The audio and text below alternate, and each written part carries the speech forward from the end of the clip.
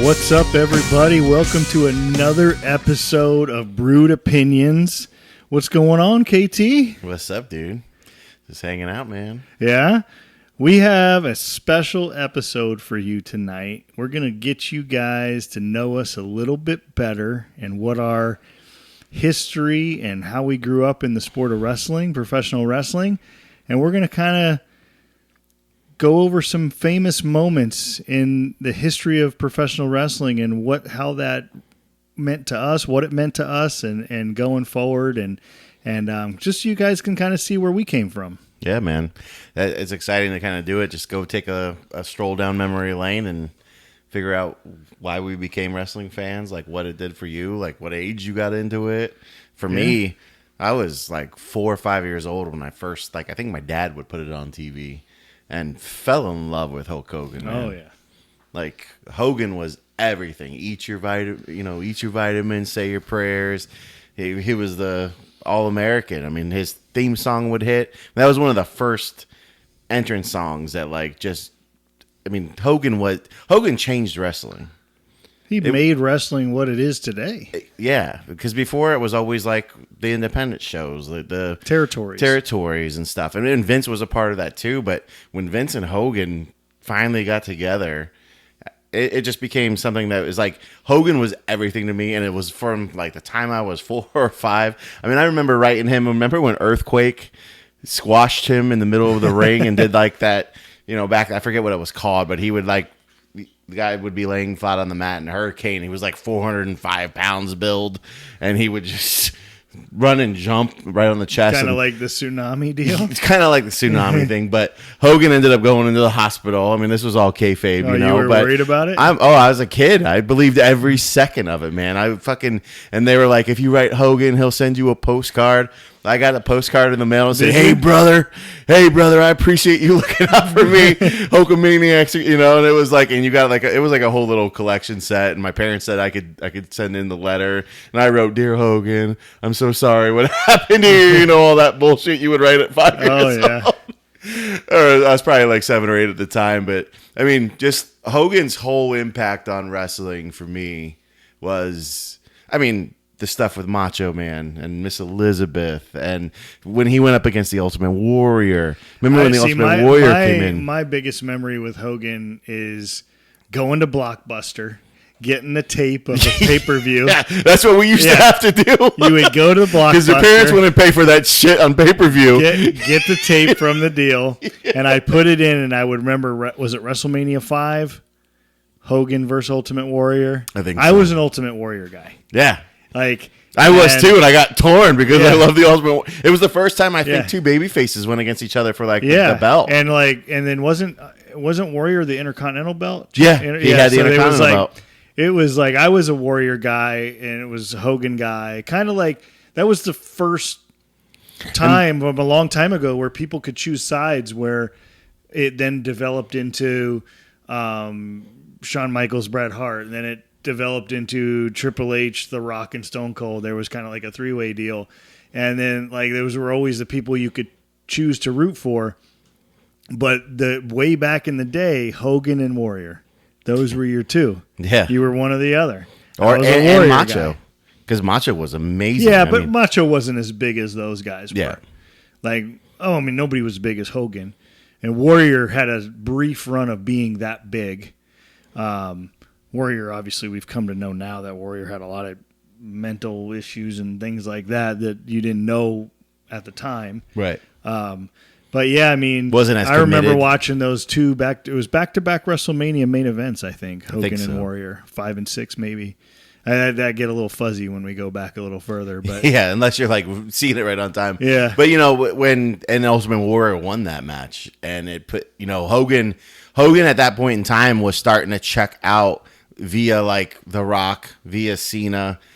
He got introduced to Hollywood and was doing movies. Remember No Holds Barred? No Holds Barred. What was his show? Thunder in Paradise? Thunder in Paradise. Yeah. Well, that's when he went to Thunder in Paradise is when Bischoff went across the because they were shooting it at MGM. Yeah, that's when Bischoff went in and be like, "Why don't you come and do this?" Yeah, and Hogan was done in the WWE. They were done with him. They were moving on to. It was over past the steroid trial and all yeah, that they stuff. were moving on to Heartbreak Kid Shawn Michaels and Bret the Hitman Hart were going to be their new guys. It was kind of a different thing for Vince to go from like Hulk. I mean, it was always the 24-inch pythons, like the big dudes, Andre the Giant. I mean, God, remember WrestleMania? Was it WrestleMania 3 when Hogan slammed Andre? I mean, I think back, like I watched that live as a kid, and it's like, no, that was before I was like 2 years old. Yeah. But going to Blockbuster or the movie gallery, movie gallery, yeah. And then you would have the local video. Then you would have the Royal Rumble where you would watch. Oh man. Guys like the Repo Man and Coco Beware coming out. You're right, dude, about the Blockbuster thing. I remember like every time I would go to the wrestling every month, section. You'd go to the wrestling section. As soon as it became available, you wanted to rent it. Yeah. And it'd be out because it was a hot commodity. Yeah. You'd have to wait a week or Boys two. and girls, that was WWE Network before WWE Network. Yeah, going to the local movie store. Oh, and it was awesome. But like that era of wrestling, and then like once I got introduced, like for a long time I never paid attention to WCW. And then I had some friends, like probably about the time I was like, I don't know, 4th, 5th grade, that started introducing me to like WCW. Yeah. And I thought it was like an off shit brand. Like, there's nothing better than WWE. It's what I watch every Saturday morning. This is before Raw. We're talking like when we started watching wrestling, this is like all we had was Saturday morning and I think Sunday night at one point in time, or there was Sunday Night Heat came out, but that was after that. But there was only a couple of days a week that you could watch. You had wrestling. Your Saturday Night Main Events, which is now coming back. And you had your pay-per-views. And they only had 4. Yeah, and you had they had Survivor Series, Royal Rumble, WrestleMania, and SummerSlam. Those were your 4. And I was like, Dad, can we rent it? And he'd be like, fuck you. I'm not paying $40 for that shit. Money for it. So he's like, wait till it comes to VHS.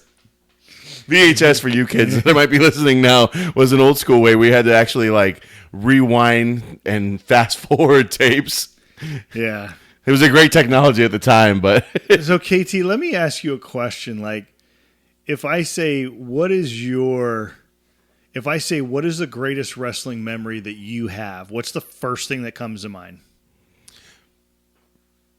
Probably the Warrior Hogan Championship. Like when I'm more specific, like what's the one moment that comes to mind when you think back upon wrestling when we were growing up? Fuck Hogan turning. Yeah, I mean that was even later though. It was later. Hogan turning is obviously everybody that's a wrestling I think fan. when Bret the Hitman Hart finally got his chance, because I mean he was like the guy carrying the business. The Montreal screw job. The Montreal screw job. That was one of, but even Bret first finally winning the belt, because he was always a tag team championship in the Hart Foundation. But is there like an actual moment that sticks out to you as your favorite moment, or something that just that changed, not necessarily an era, but changed like the course moment. of time? Fucking Shawn Michaels hitting Marty Jannetty with the barbershop. Yeah. I mean, that was for me as a kid, the Rockers were my favorite tag team. Yeah. I mean, when he chin music, dude. I mean, through the glass, and they made it this big production that Marty Jannetty's never going to look the same again. Yeah. And it was so good. And you were sitting there like, that was epic. Like that was probably the first reality-based situation where you're like, was that real or not? Yeah. It's about the time where you start realizing that this all could be scripted, but I didn't want to believe it. Like as a kid, I didn't want to believe it. People, as a wrestling fan, people would tell me, "Oh my god, that shit's fake." Friends at school and stuff, I'd be like, "No, it's not." I would stand on the gravel for that. It was all real, man. You know what moment sticks out to me, and this is a weird one. I've got a couple of them. I want to talk about a couple of them. This is the Monday Night Raw era. Do you remember the night that the 1-2-3 Kid beat Razor Ramon? Mm-hmm. X-Pac, later to become X-Pac. Yeah, because back then, there was jobbers. Back in that day, there was jobbers who were just they would like tonight, like this day and age, you always see like mainstream wrestlers. It's like all stars always in the wrestling events. Back then, episodic television, Saturday mornings. And you'd have some Raw, unknown independent guy who versus jobber. Yeah, some independent guy who got his shot. He'd be a jobber. He'd be 120 pounds going against like Lex Luthor or freaking Luger or whoever like on the card, Mr. Perfect, and the superstar would just destroy them. It was they'd get close, they'd have their little moment, but it was like a one-off, just to keep the show going, just to see wrestling. That night that the 1-2-3 and the 1-2-3 kid was one of those jobbers. I remember it. I was like, did that just happen? Yeah, that was the a 1-2-3 kid. That was a moment that was. And then he went on a run as the 1-2-3 kid. And I think they had a rematch, and he won again, right? Mm-hmm. And then I think so. Then they end up becoming X-Pac and coming into DX, and he ends up joining the Clique over time. I mean, he was obviously part of their crew before. But what a great storytelling where the jobber finally wins, because that never happened. Never happened. That was a moment. There's another moment that stands out to me, and it was right as Hogan left WCW to get back on that. And the WWE put all their hope into the next American hero, Lex Luger. Yep. Lex Luger, yeah. You said Lex Luthor. And then I changed it to Luger because I realized Lex Luger. We're not talking Superman here. I remember vividly the day he went on the aircraft ship and freaking body slammed Yokozuna. Oh, yeah. That was like, and he had the whole thing, and they were so trying to hype up the American hero because they just lost Hogan. And it was like, that moment sticks out to me as a kid was when he body slammed. Yeah, that was fucking awesome, man. There's so many moments in professional wrestling, and God, I've been watching it for but there's just like that's what I want tonight to be, those moments that stick out to you as a kid. Like, not eras. Obviously the night I was in the arena the night Hogan turned bad. I was at the Ocean Center. Yeah. I was out there. Bash at the beach. With my friend. Daytona Beach. Yeah, with my friend who unfortunately is no longer with us. We were sitting there, and it was such a bold moment. I was in the arena when he turned bad. I felt the emotion. Oh. And that's probably the biggest night in the history. Freshman in fucking high school, and no, it's all bullshit. It's all fake. Not fake. I don't ever say wrestling's fake, but knowing that it's just a story. Scripted. And Hogan turning was at my age, like at 14, 15 years old, was just like. And they talked about how Sting was supposed to be the guy to be the third man, and it was like, it would have never been. You took an iconic pop culture figure. Yeah. Not wrestling. I'm talking about pop culture. Because trust us, in the 80s and in early 90s, Hulk Hogan was like the. He was a pop culture icon. He was The Rock. He was fucking John Cena. He was bigger than that because of the day and time where you didn't have social media, you didn't have all this stuff. I mean, he was a fucking event everywhere you went. If Hogan was mentioned, it was like the thing. Yeah, it was incredible, man. And it was, that's what I want to kind of get into tonight, is those specific moments that you remember as a kid. And that moment of Hogan turning bad, we're all going to remember that. Yeah. You remember where you were. Just like the kids in today's world are going to remember where they were when Undertaker lost the streak. Yeah. Like, that didn't mean as much to us. But in the younger kids' era, the Undertaker losing the streak was a big moment. It was a huge moment. It was a huge moment. But when we were there, you have some iconic moments of, obviously the big turn, the third man, the whole deal, the night, Bash at the Beach, the whole deal. That's probably one of the most iconic nights in the history of wrestling. And then you have, like we talked about, that one simple Monday night, 1-2-3 Kid beat Razor Ramon. Yep. Like Bret Hart, the Montreal Screwjob. And at the moment, I don't think anybody knew how significant what was going on, because there was no social media, there was no internet. That was one of the times where like it crossed lines between real and if it's just a story. And Bret was pissed. To the point that he went in the back and punched fucking Vince McMahon in the eye. That's the difference about like what we deal with today versus what we dealt with back then. There was no social media. There was no behind the scenes shot. What you saw on that camera was the only thing you knew. You didn't know. You had Yeah, WWE magazine, but that was still. And you weren't in the back. And you weren't in the back in the locker room. It was like the promos back then. If it wasn't in ring, was like a scripted video. That it was a lot of vignettes. Like so on. Yeah, that's how they told their story. Yeah, on the because TV the actual shows. wrestling was what we talked about. It was Hulk Hogan versus Jobber. Yeah, Razor Ramon versus 1, 2, 3 Kid. Like that's what it was. So like those specific moments, I think, are just like. I mean, I think we can talk about the. I remember when Bret Hart beat Yokozuna. Like even you talking about Lex Luger, like beating him. Like I forgot. Shit, thinking about Yokozuna, I'm like, I forget how he was like and Bret Hart beating him for the championship was a fucking massive moment. Because I'm a giant Bret Hart fan. Yeah, like he's one of my favorites of all time. Like how about like, for instance, when Brutus the Barber Beefcake would cut someone's hair. When Jake the Snake would put a damn python. Oh yeah, those moments. Like I was watching this video the other day, and Jake the Snake is talking about how Andre the Giant. What was the name of Jake the Snake's snake? I can't even remember it. I can't remember right now. But it's a female name. I can't think of it. But it bit Andre the Giant, and they went in the back, and Andre the Giant was in the backstage playing cards, and he had the fang stuck in his back thing, and he didn't even know it. Oh, yeah. Dude, thinking of another moment. Remember when Jake the Snake had this Macho Man tied up in the ropes, and it bit Macho Man in the face? Yeah. That was a huge, because that was when Macho Man was on his, can you imagine that happening today? I would have put that shit on TV. Yeah, a snake biting a human being? And that was just Saturday morning TV. And they'd sell us on it's a venomous snake, but it was a fucking python. We know it was not a venomous snake, but it still was scary as shit. Every time that snake came out of the bag, you were like, "Oh my god, out, man!" I used to love Jake the Snake. Yeah, he was one of my favorites. He was awesome. Ravishing Rick Rude. Oh, Ravishing Rick Rude. Oh, dude.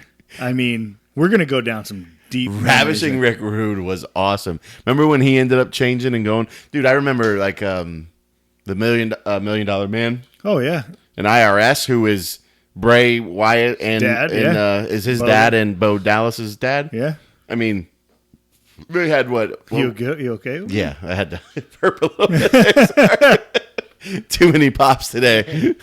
But no, dude. Like, if you think about those specific moments, I mean, obviously the number one specific moment in the history of wrestling is the Hogan turn.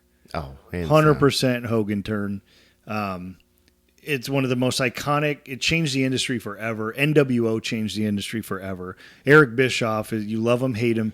He started reality-based wrestling storylines where you had to really blur, where the lines were blurred of reality versus wrestling.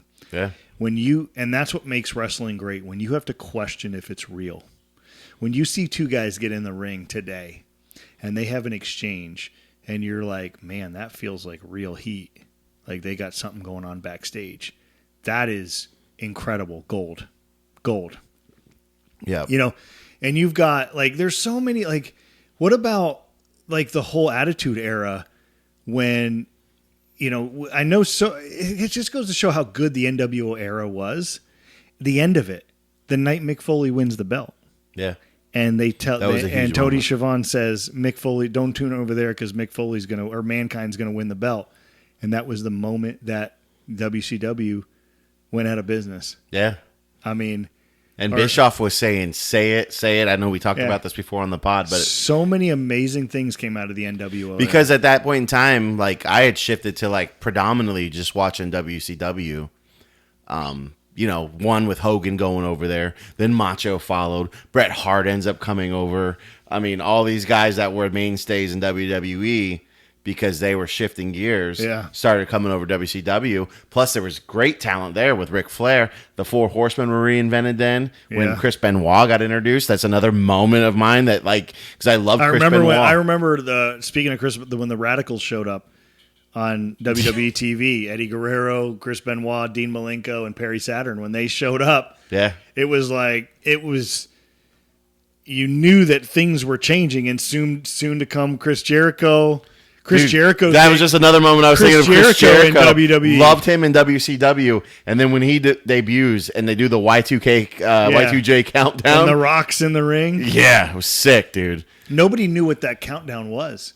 It was great. We were watching that week after week. Who's this counting down to? Yeah. Another moment. Watching Stone Cold, before he was Stone Cold, I forget what he was called in WCW. The Lion Tamer. Yeah. And then Stone Cold?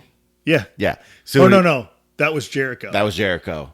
Oh, what was... Stunning Steve Austin, yeah. And they were wasting him over there. He gets moved over, or his contract ends, comes over. King of the Ring. Greatest promo the ever. night he drops. Well, Austin John, 3:16. you say John 3:16. Well, Austin 3:16 says, I just whipped your ass. And that was all improv. You listen to them talk about it because Michael Hayes was doing the interview. He goes, he did that all on his own. Fucking incredible. And they didn't know what, and Vince actually says that he thought that they were going to get major heat from the church people. And the next night on Raw, he goes, Austin 3:16 signs everywhere. And he goes, yeah, we might have just struck gold. Yeah, that whole promo was that fucking... that whole night, like, Stone Cold actually went to the hospital and got stitches in non, because back in the day, King of the Ring was all in one night. Yeah. You had to win 3 matches. Now, I know it's scripted, but they know what they're getting into. But that night, he cut his eye open, I think against Jake the Snake. Yeah, he had that big feud. And he had to go back and get stitches and then come back. That's who he's talking to, Jake the Snake. And then Jerry Lawler. Oh, okay. Yeah, because he was big into that. No, maybe it was. No, because Jake the Snake was. Yeah. Yeah. See, dude, this is what makes wrestling. He was cutting great, the promo against Jake the Snake, and he was just like, you can, because I think at that point in time, Jake the Snake was going through like a revelation of like Christian like mindset and using the snake as like that's a bold move to make. A bold statement to make. Dude, it was fucking unbelievable. John 3:16, the most famous Bible verse in the history. We're going to be all over the place as we remember things, but just think, as we were talking, dude, the day... we hope to spark some memories of yours. When Undertaker and Paul Bearer first... you want to talk about a moment that just put goosebumps on your arms and you're like, who? And he's going after Hogan. You're like, who is this fucking guy? Yeah. The dead man. Yeah. You're like, holy shit, this guy's I mean, we were kids at this point in time. I'm probably like 10, 11 years you start old. talking about The Undertaker. How about when the Kane debuts? He's got a long lost brother, and Paul Bearer's with his brother, who was burned internally at some point in time. I mean, you talked about The Undertaker has been a part of a lot of good stuff. Like, how about this is something that is kind of the late 90s. Me and you were still in high school. And I remember there was a vignette that they kept playing about he's going to return. And it was like these dolls, and they were saying all this stuff. And that night at Fully Loaded, it was The Rock versus Triple H in an Iron Man match with Shawn Michaels as the guest referee. Yep. And they were tied. And that vignette hit the screen, and you were like, what is this? And then the American Badass Undertaker was born, and he came back, and I think he cost The Rock to lose that Iron Man match. That was another moment. Dude, we were watching that together. Yep. That was another moment. Yeah, he comes out on the Harley, fucking shaved head. Yeah, and you're just like, what is this? No, he didn't have the shaved head. He had the braid. Oh, yeah. But dude, like that, I remember that. That's vignette, right. The shaved head came later. That vignette sequence was so good when they kept me. You were like, "What does this even mean?" You weren't even thinking Undertaker. And then let alone Undertaker coming out as the American Badass. And kudos to him for like reinventing his character after like years he was a of being dead man. Yeah. Iconic. Yeah. Then turns into this badass Harley riding motherfucker that like is even tougher than he was as the dead man. Yeah. And then goes back to it eventually. That night was awesome, man. I remember we were sitting right next to each other. Yeah. We were watching that. We watched some unbelievable pay-per-views.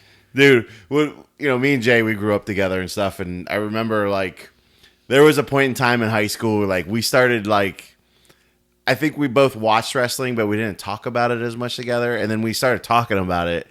And we went and rented, I think, a Royal Rumble from like the 90s. At Blockbuster? At Blockbuster. Or Movie Gallery. One of those two.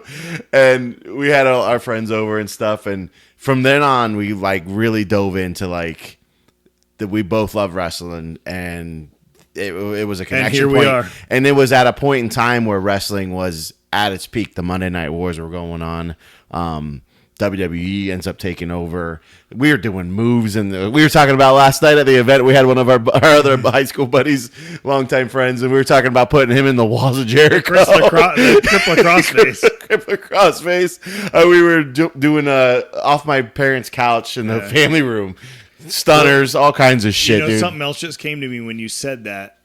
Another great moment, this was actually when I was in college, is when Vince ended up buying WCW, but didn't make it public knowledge. And that night, they simulcasted Nitro and Raw, and fucking Shane McMahon shows up on Nitro, and you were just like, what just happened? He was the one who, he took over the deal or something, didn't he? Like, he was going to go against And he his showed dad. up, and they were wrestling at that hotel in Pensacola, Florida, outside, and he showed up.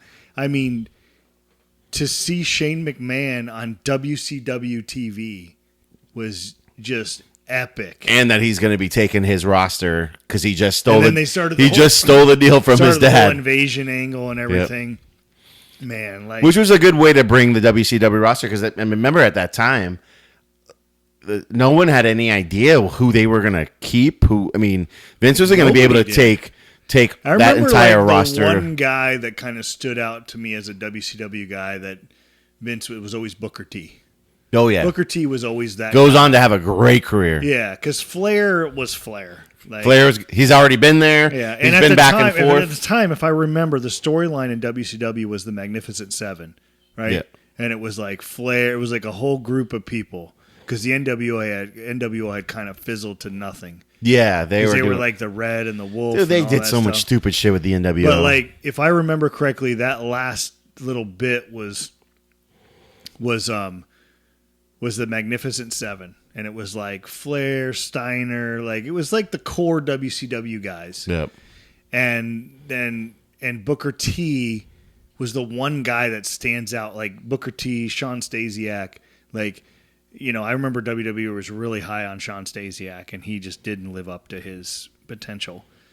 But I remember, Booker T stands out to me as, the WCW guy that thrived in WWE.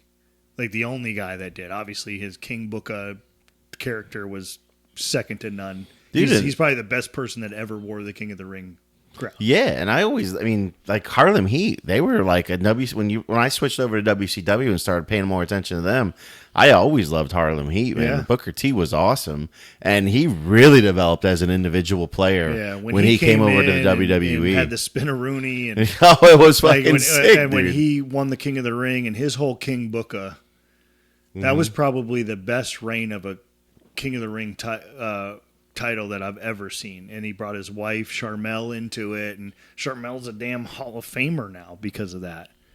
No, another good moment, dude, when Sting turned from Sting to the Crow Sting. The Crow, yeah.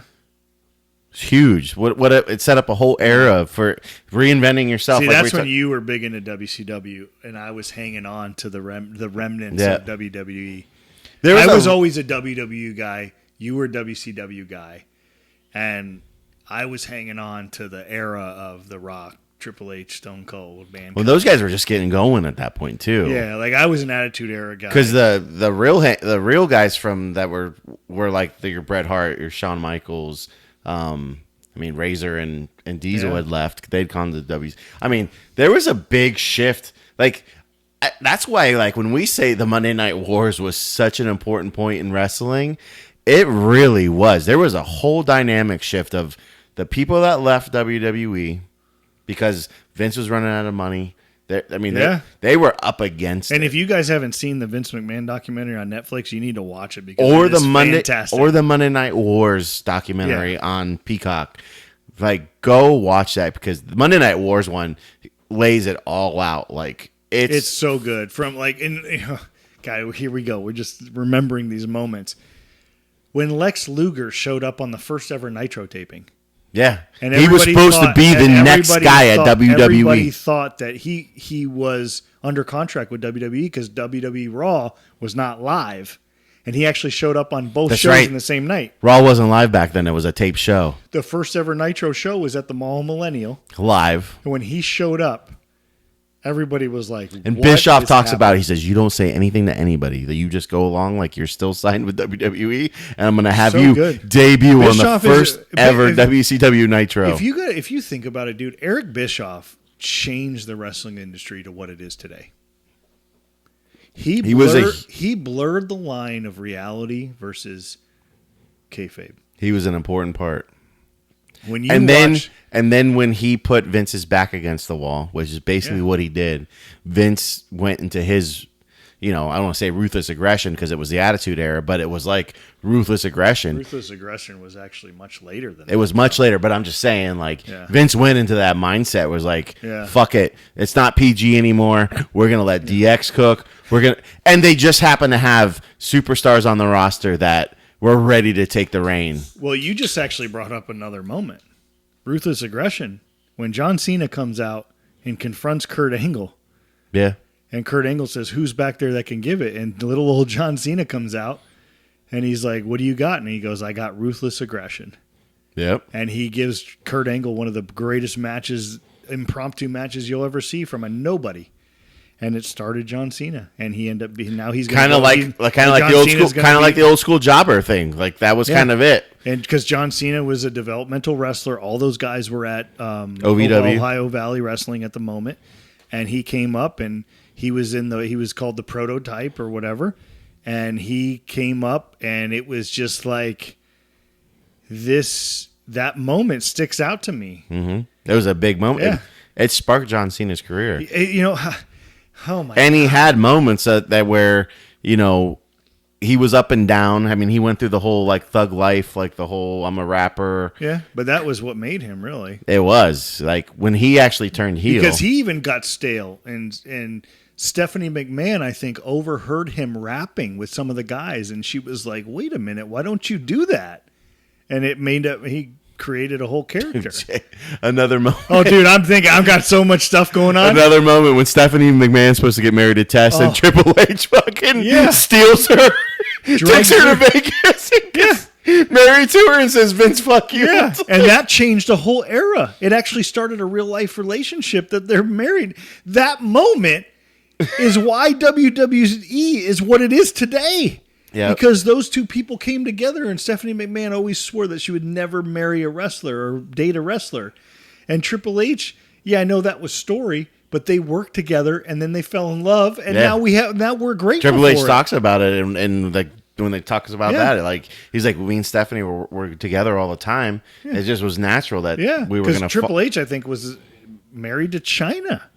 I don't know if he was married to her, dating China or something. There was a whole fallout in that situation. Like, no, man, it's when you go back in time and just look how at. About like as we got later into the Attitude Era, you had the moment where Vince McMahon was killed, but then they had to squash it because Chris Benoit's incident, and they had to squash that storyline. But that was a big moment. And how about who hit Stone Cold with the truck?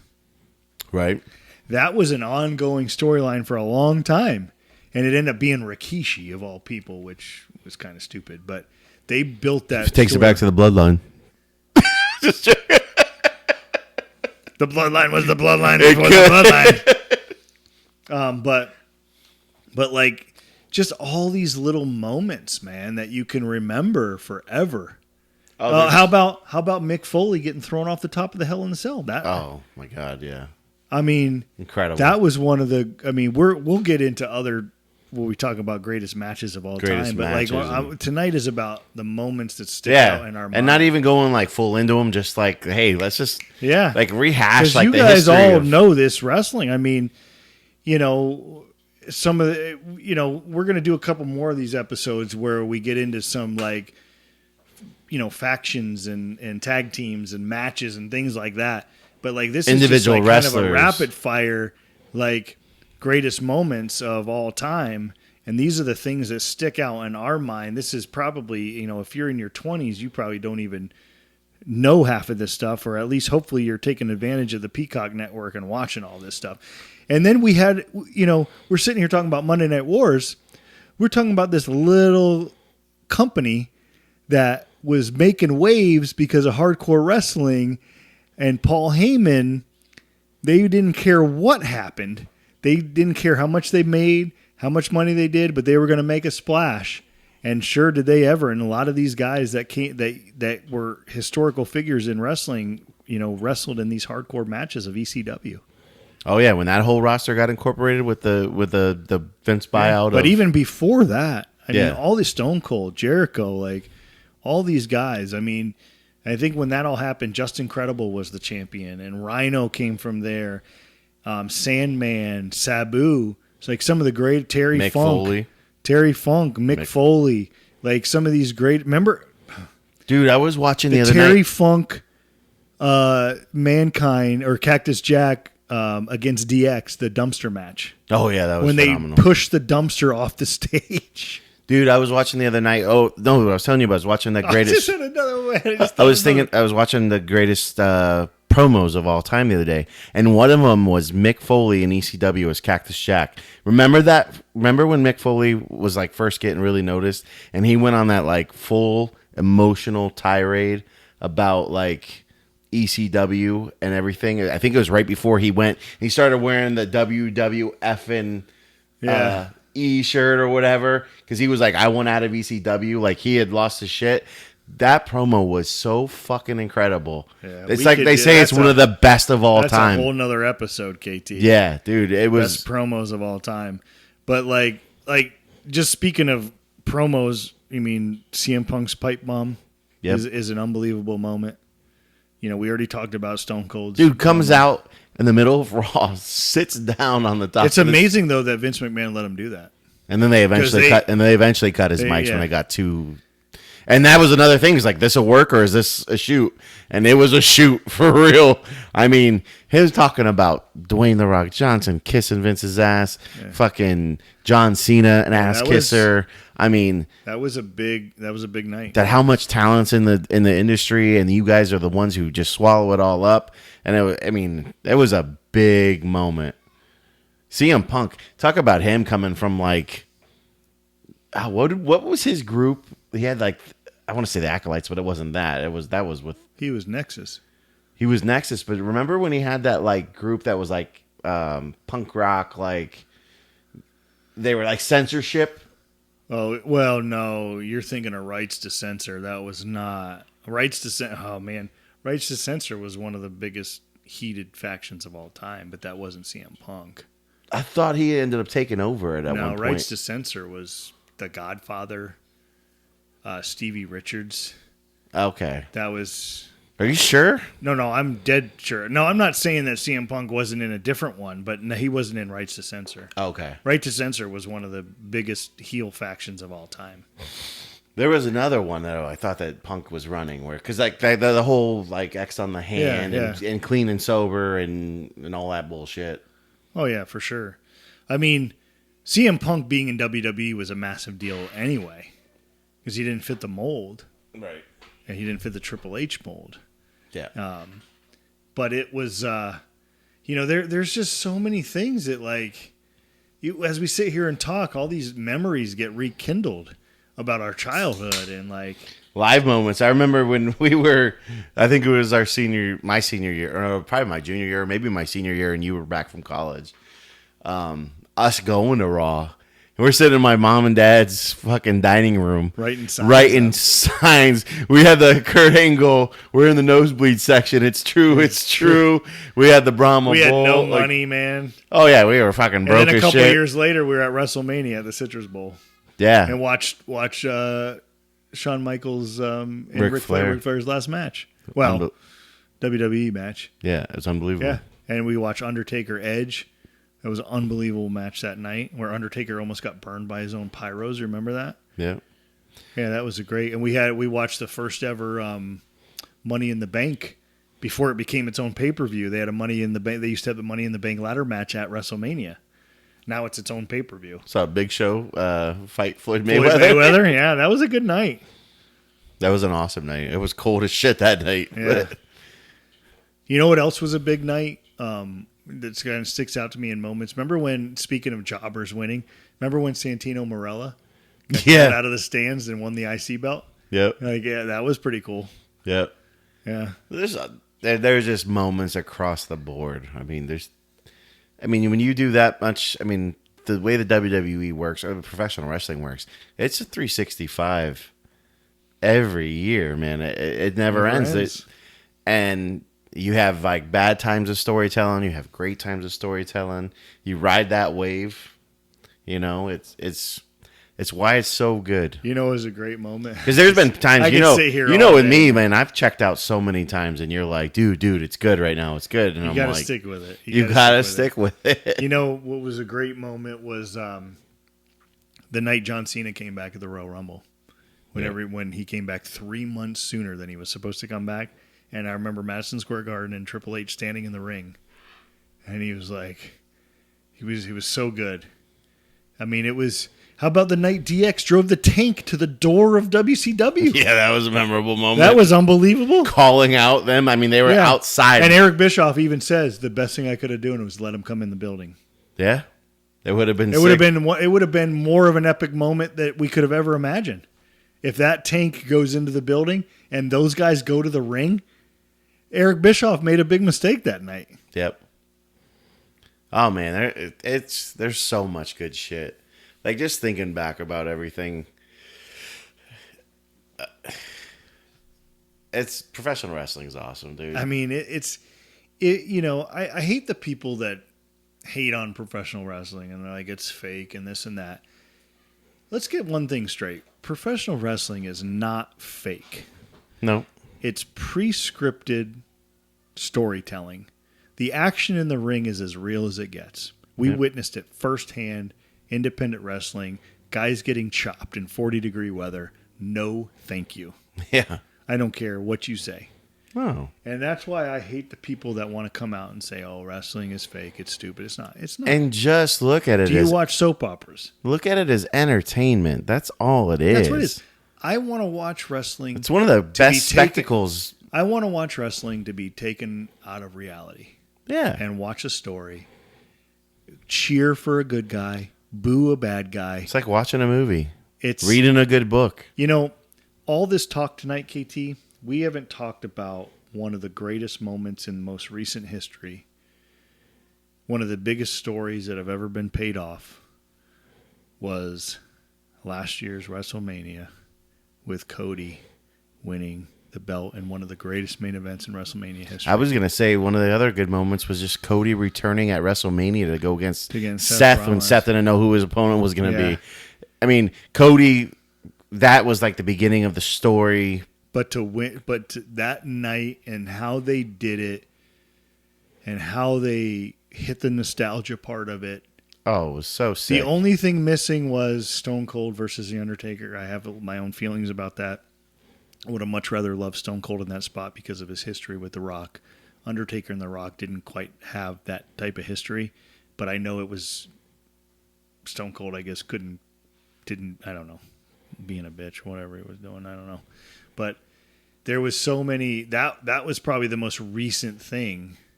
Dude, that paid off in such a big way because they took time to tell it. I mean, shit, that was 2 years after he got reintroduced at WrestleMania, right? Yeah.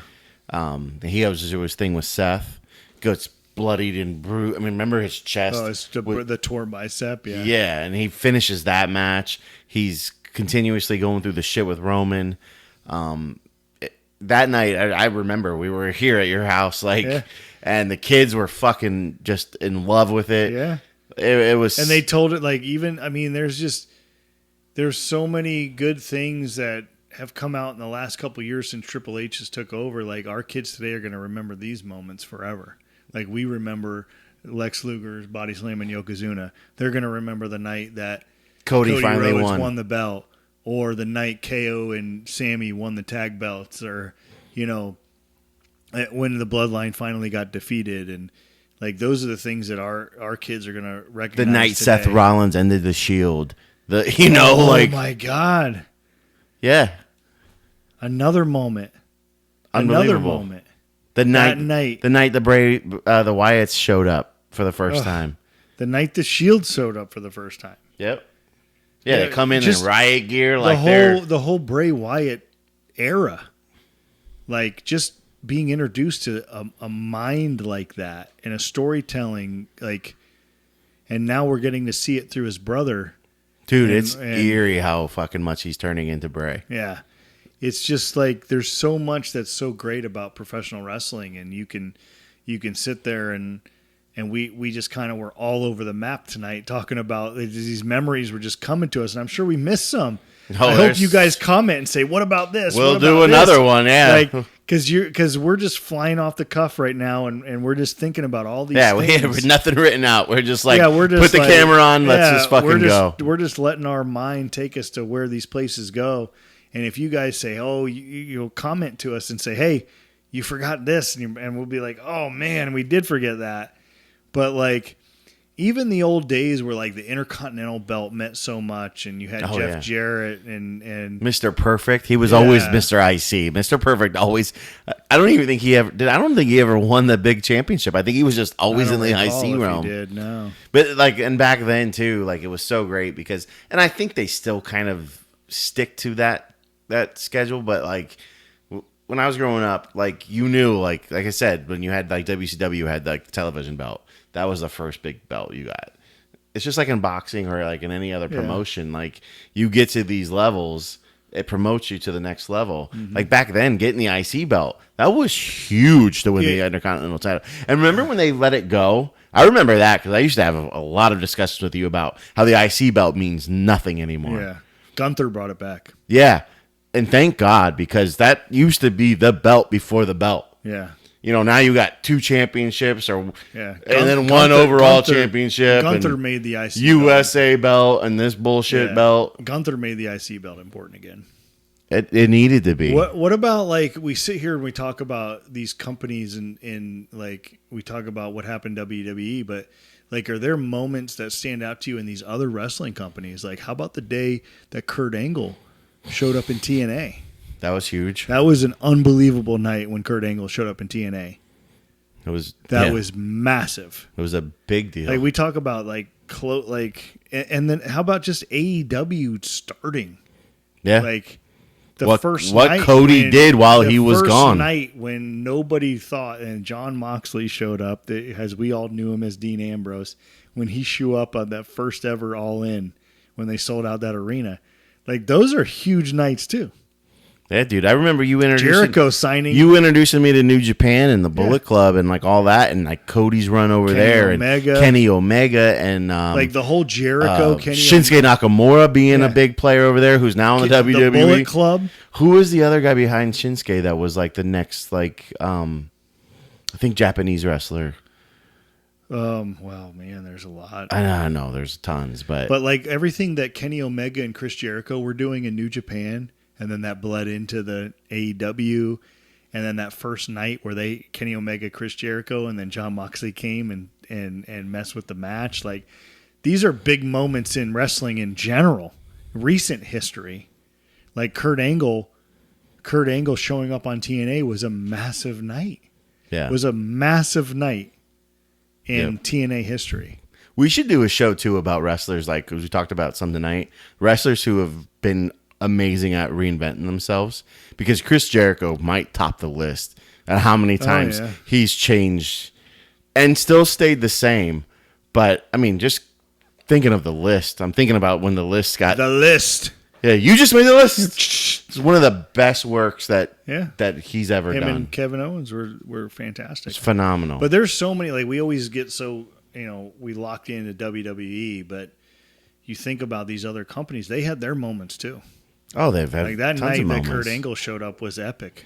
They're still having them. There's some good stuff going on in AEW. Yeah, there's some bad stuff too, but Orange Cassidy and like the Moxley thing, that's been a really good. Yeah, I thought when in New Japan when Chris Jericho left WWE and he showed up as the what was it, his Widowmaker? Not the Widowmaker, maybe the Widowmaker. I can't think of his character over there, but when he showed up, when Kenny Omega was dominating in New Japan, and all of a sudden you got a WWE guy showing up on the big screen, and then he was there and attacked him, that was a huge night. Huge night. This was before.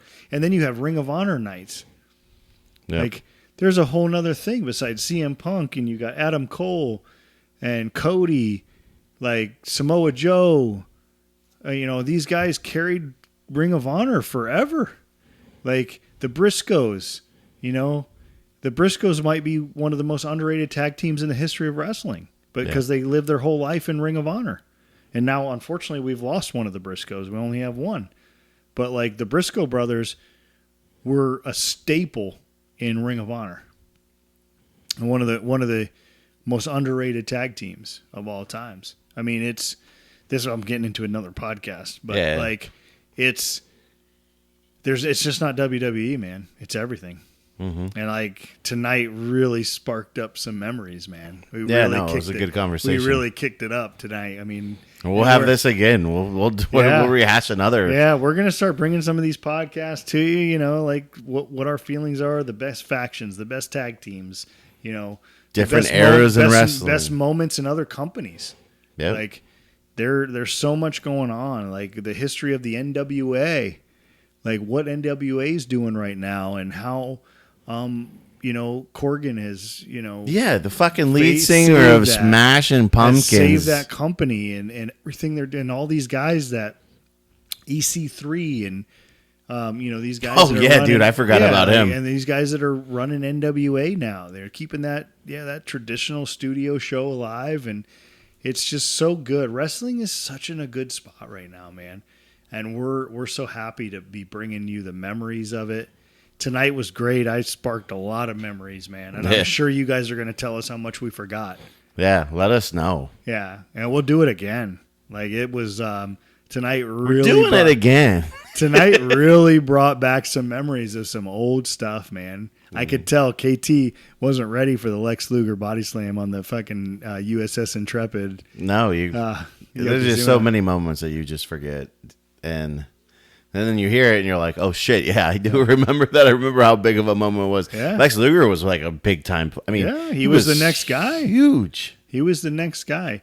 Me and my mom sat behind Lex Luger in the movie theater to watch Angels in the Outfield. He sat in front of us with his kid at the AMC theaters in Daytona. Dude, same story. I was dating my girlfriend in high school. We go to Olive Garden on a random Friday night for our typical date night, and I'm sitting next to Hardcore Holly and fucking his wife at the time. Was it Bebe or she was in the business too? Yeah, I can't remember who it was. I know who you're talking about. But I'm sitting there. We're waiting for our table, and we're in like the little like pre-dining stage before you get your table. It was at the Olive Garden, dude, in Daytona, and I'm sitting there, and I'm just like. I think I texted you, or I didn't text back then. We didn't have texting, but I called you when I saw you the next day. I'm like, dude, I swear to God, and he knew I knew, but I didn't make a big deal of it. I didn't say anything to him. I just kind of gave him a nod, like, hardcore. That's hardcore fucking Holly sitting right next to me. Olive Garden waiting. Like this is, dude, we could go on for hours, man. But no, this was fun tonight, KT. This was nice to get back to. Shit, Kevin Nash, they used to see him at Best Buy in Daytona, too, because he used to live in the fucking inlet. Yeah, dude. It was great, man. It was nice to get back to this, go back to some memories and stuff. So that was cool, man. I had a good time. Yeah. Hopefully we sparked some memories for you guys, too. Yeah. And if we forgot something, let us know. Yeah. We'll talk about it. I'm sure we did. There's so much history. And, talk to us. And we appreciate you guys, and it was fun tonight. Like, subscribe, everything that we're doing. Keep doing it. We're coming at you. But no, tonight was fun, man. That was really cool, KT. Yeah, I had a good time, man. In the words of the great Jackie Moon. ELE. Everybody love everybody. Peace.